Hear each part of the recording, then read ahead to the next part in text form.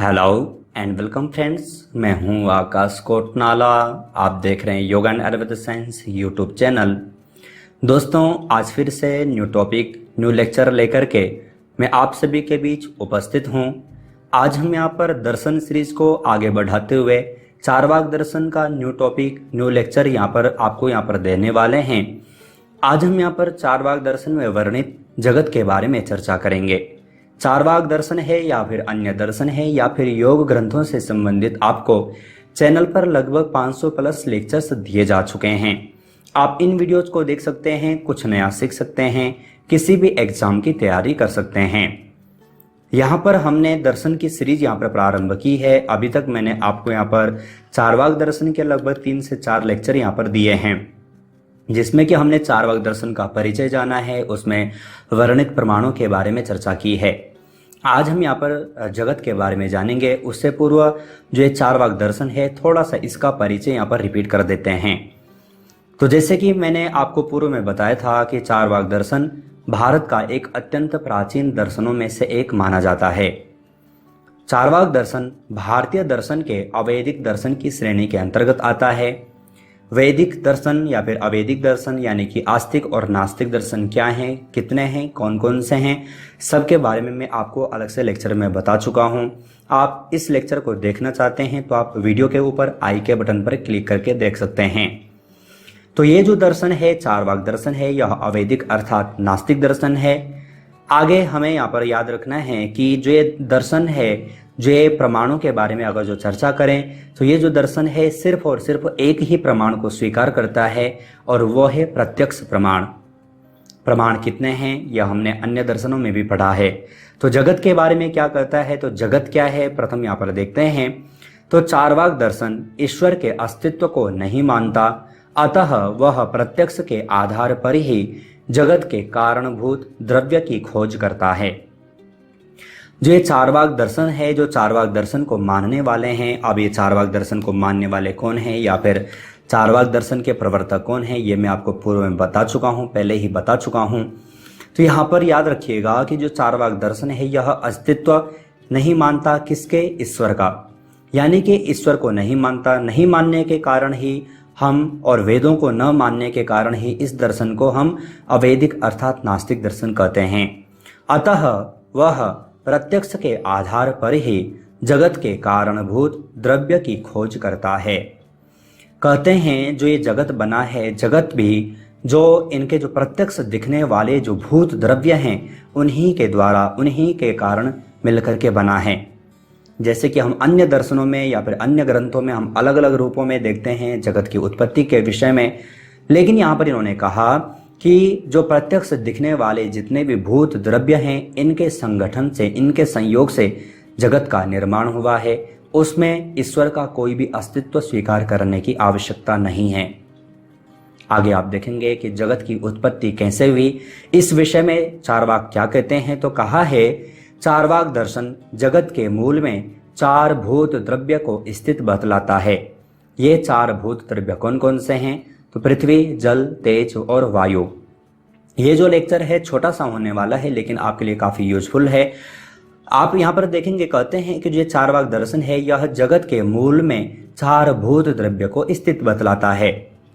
जैसे कि हम अन्य दर्शनों में देखते हैं कि जो ये जगत जो निर्माण हुआ है, इस जगत के निर्माण के पीछे 5 महाभूत हैं, जिनको कि हम पंच महाभूत कहते हैं। कौन कौन से हैं, पृथ्वी, जल, तेज, वायु और आकाश। अब याद रखिएगा कि जैसे कि मैंने आपको पूर्व में बताया कि ये जो दर्शन है सिर्फ और सिर्फ ये प्रत्यक्ष प्रमाण को ही स्वीकार करता है। तो जब ये प्रत्यक्ष प्रमाण को स्वीकार करेगा तो आकाश प्रत्यक्ष नहीं होता। आकाश प्रत्यक्ष न होने के कारण ये कहता है कि जो जगत जो उत्पन्न हुआ है ये सिर्फ 4 महाभूतों से उत्पन्न हुआ है। अब इसी से आपको समझना है, इसी से आप समझ सकते हैं कि जो ये चारवाक दर्शन है इसे नास्तिक दर्शन क्यों कहा गया, इसलिए इसे जड़वादी भी कहा गया। आगे मैं बताऊंगा कि जड़वादी क्यों कहा है, लेकिन इसके कई सारे कारण हैं और वर्तमान समय में लोगों को ये अधिक प्रिय है। जिस प्रकार से रहन सहन, खान पान के बारे में चारवाक दर्शन में कहा गया है, आज हमारी जीवन शैली वैसे ही होती जा रही है। तो हमें भी कुछ समझना चाहिए, सोचना चाहिए। तो कहा है कि जो ये जगत है, जगत निर्माण जो हुआ है ये सिर्फ 4 महाभूतों से बना हुआ है। इसमें कहीं भी ईश्वर की आवश्यकता नहीं है और ना ही इसमें आकाश तत्व की आवश्यकता है। क्यों? क्योंकि जो दर्शन है ये प्रत्यक्ष को ही मानता है। आकाश प्रत्यक्ष न होने के कारण इन्होंने आकाश तत्व को भी स्वीकार नहीं किया। आगे आप देखेंगे कि जगत का निर्माण कैसा होता है। तो इस विषय में ये कहते हैं कि चारवाक कहता है कि परस्पर मिलकर संगठित होना इन द्रव्यों का स्वभाव है। किन द्रव्यों का? ये 4 द्रव्यों का, जो कि हमने यहाँ पर पढ़े, पृथ्वी, जल, तेज और वायु। कह रहा है कि जो ये चारों महाभूत हैं इनका एक स्वभाव है कि संगठन होना, संगठित होना। तो इनका जो ये स्वभाव है, इस स्वभाव के कारण ही ये क्या है, जगत का निर्माण होता है। आगे कहा है चारवाक का यह सिद्धांत स्वभाववाद के नाम से भी जाना जाता है। आपको कोई भी पूछ सकता है, खास करके अगर जो आप दर्शन के स्टूडेंट हैं तो ये आपको ध्यानपूर्वक समझना है, देखना है। और अगर जो आप योग के भी स्टूडेंट हैं तो भी आपको याद रखना है। कहीं पर भी अगर जो आप एग्ज़ाम देने जा रहे हैं या फिर कहीं पर भी अगर जो आप वाइवा के लिए जा रहे हैं तो कोई भी एग्जामिनर, कोई भी टीचर आपको घुमा फिरा करके प्रश्न कर सकता है। तो ये सारी चीज़ें आपको ध्यान में होना चाहिए। ये भी पूछ सकते हैं कि स्वभाववाद किस दर्शन में है, स्वभाववाद क्यों कहा गया। तो स्वभाववाद कहने का एक ही तात्पर्य है कि इन्होंने कहा कि जो जगत जो निर्माण हुआ है ये 4 महाभूतों से हुआ है और इन 4 महाभूतों का जो संगठन होना इनका स्वभाव है। अपने इनका स्वभाव ही है आपस में एक साथ मिल जाना और इस कारण से जो जगत है उत्पन्न हुआ है।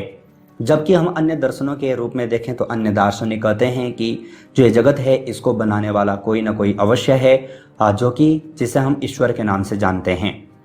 तो ये सारी चीज़ें हमने अन्य दर्शनों में देखी, लेकिन ये जो दर्शन है ये सब के बारे में, ये सब इन सभी तर्कों को ये अस्वीकार करता है। अब इन्होंने कहा कि जो 4 महाभूत हैं ये कैसे हैं, जड़ हैं। चारों को जड़ कहा है और जड़ से बनने के कारण जो जगत है, ये जो जगत है इसको भी यहाँ पर इन्होंने जड़वादी कहा। तो अब आपको ये भी समझ में आ गया कि जड़वादी क्यों कहा है। तो जड़वादी कहने का एक ही तात्पर्य है, वह तात्पर्य यह है कि जो जगत हैं ये जड़ तत्वों से बना है, अर्थात जो 4 महाभूत हैं ये जड़ हैं। इनसे मिलकर के बना हुआ जो जगत है यह भी कैसा है, जड़ है, अर्थात जड़वादी है। तो ये भी आपको याद रखना है, इसलिए इस दर्शन को जड़वादी दर्शन भी कहा जाता है। तो ये कुछ मैंने आपको यहाँ पर बताया, आशा है आप अच्छे ढंग से समझ चुके होंगे।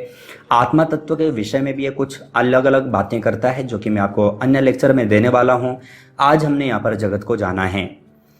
साथ ही साथ आप सभी जानते हैं कुछ प्रश्न आपको लेक्चर के अंत में दिए जाते हैं जिससे कि आपको समझ में आए, जिससे कि आप अपना स्वयं का टेस्ट ले सकें। आपने यहाँ पर कितना कुछ सीखा है या फिर आप कितना दर्शनों के बारे में जानते हैं। तो आपको कुछ प्रश्न यहाँ पर दिए गए हैं, आपको सही आंसर छांट करके वीडियो के कमेंट बॉक्स में भेजना है। प्रथम प्रश्न आपके लिए है, निम्नलिखित में से चारवाक दर्शन में वर्णित प्रमाण हैं, प्रत्यक्ष, अनुमान, आगम या फिर ये सभी। तो चारवाक दर्शन में कौन सा प्रमाण स्वीकार किया गया है मैंने आपको बताया है, बार बार बताया है। आपको सही आंसर छांट करके वीडियो के कमेंट बॉक्स में भेजना है। दूसरे प्रश्न की ओर चलें, निम्न में से चारवाक दर्शन किस श्रेणी का दर्शन माना जाता है, वैदिक, अवैदिक या फिर उपर्युक्त दोनों या फिर कोई नहीं। तो ये दर्शन है किस प्रकार का दर्शन है मैंने ये भी आपको बताया है। आपको सही आंसर छांट करके वीडियो के कमेंट बॉक्स में भेजना है। तीसरे प्रश्न की ओर चलें, निम्नलिखित में से चारवाक दर्शन में भूत द्रव्य हैं, 1, 2, 3 या फिर 4। तो इस दर्शन में कितने महाभूतों को स्वीकार किया है ये भी हमने यहाँ पर जान लिया है। अगर जो आपने लेक्चर को ध्यानपूर्वक देखा है तो आप सही आंसर छांट करके भेज पाएंगे।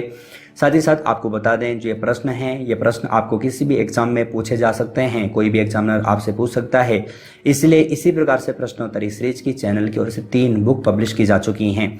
तीनों बुक ई बुक फॉर्मेट में हैं। एक में आपको 500 प्लस, एक में आपको 1000 प्लस, एक में आपको 1500 प्लस MCQ मिल जाते हैं।